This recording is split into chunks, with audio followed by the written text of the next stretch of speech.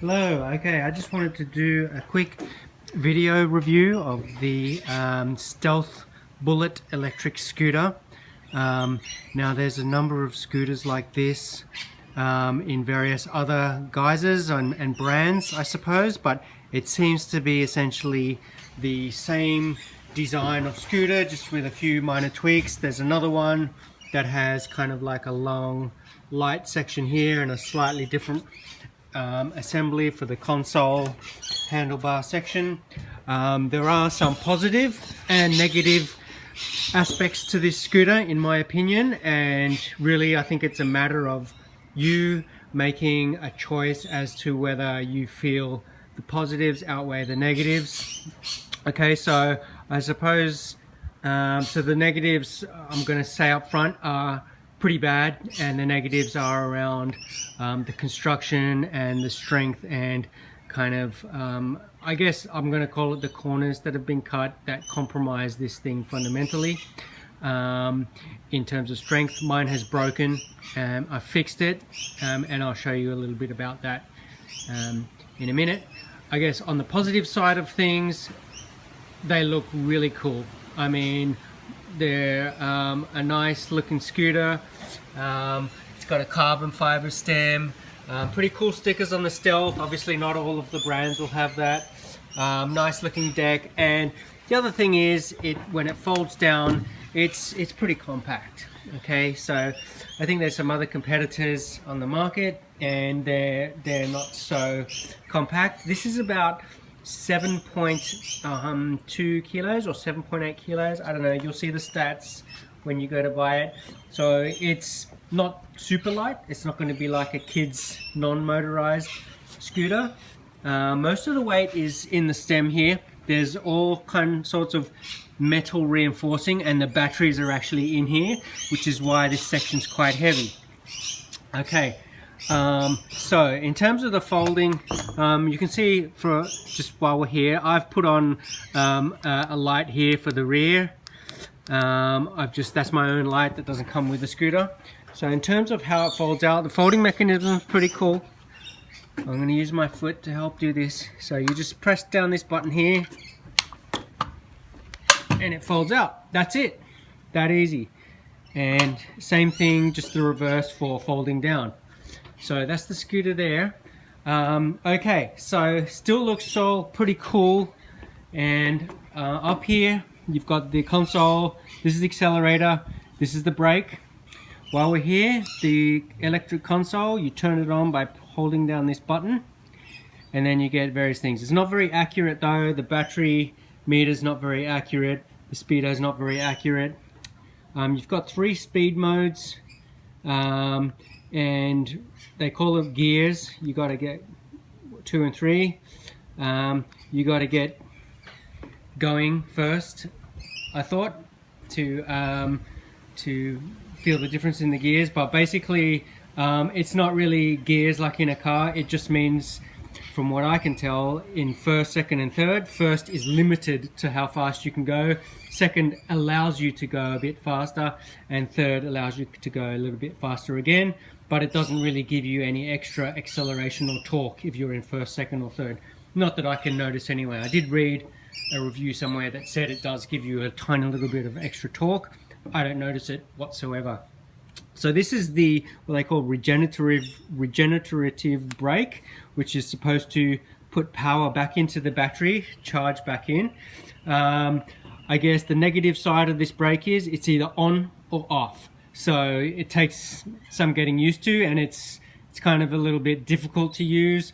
So if you're going along and you want to slow down, you have to hit this, and if you're using that, or you can use the rear brake, which is just a manual thing that sort of scrapes against the rear wheel.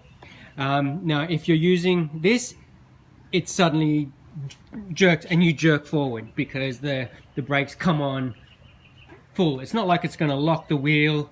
It's not that powerful, you know, but it does give you a little bit of a jolt, and it's just something you have to deal with and get used to. As you can see, it's got a kickstand.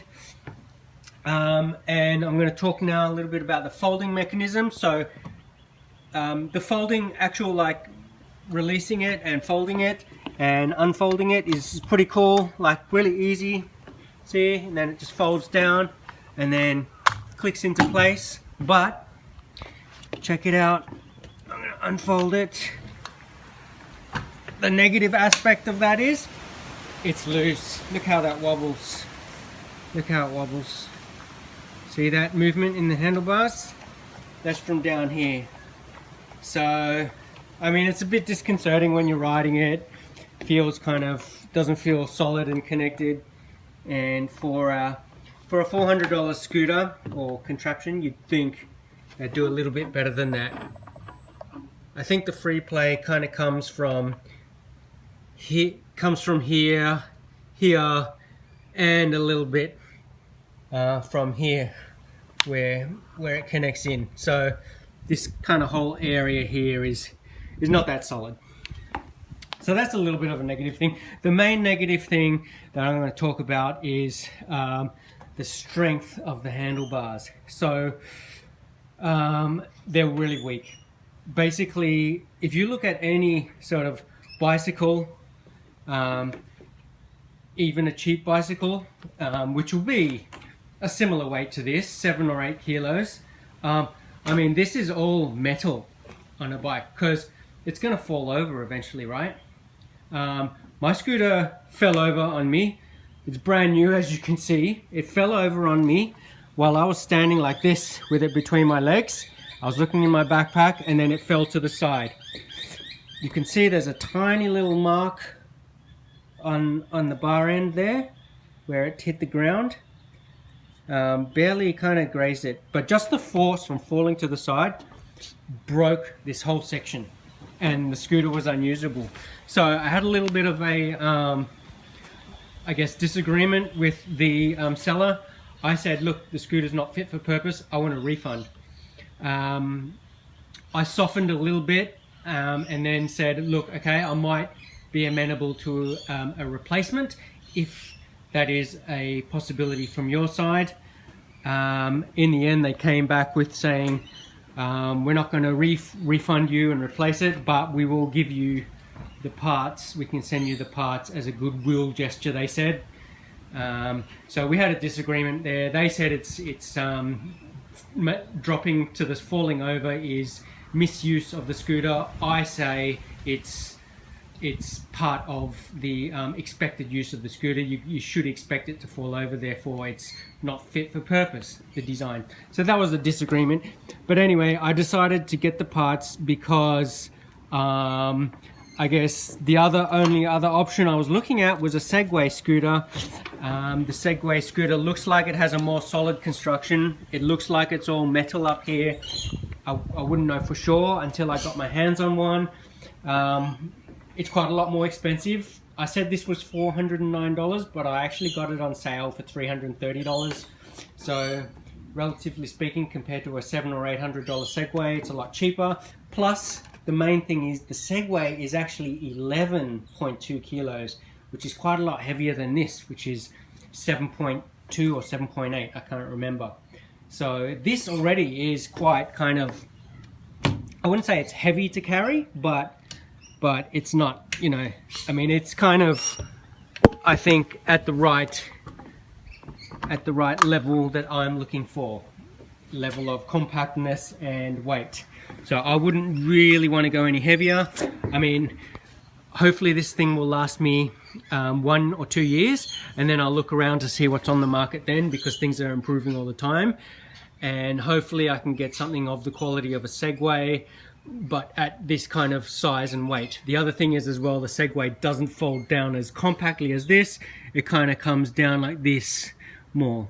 It doesn't fold down as flat. Okay, so in terms of, so let's have a look at these parts that I was talking about before. These are the parts that broke.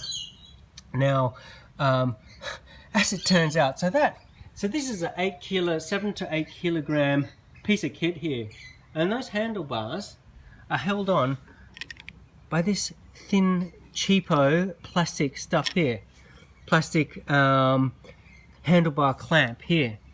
Look at it. And it just, when it fell to the side, it just broke. I mean, that's 2 2mm thick plastic holding on an 8 kilogram, 7 to 8 kilogram piece of kit.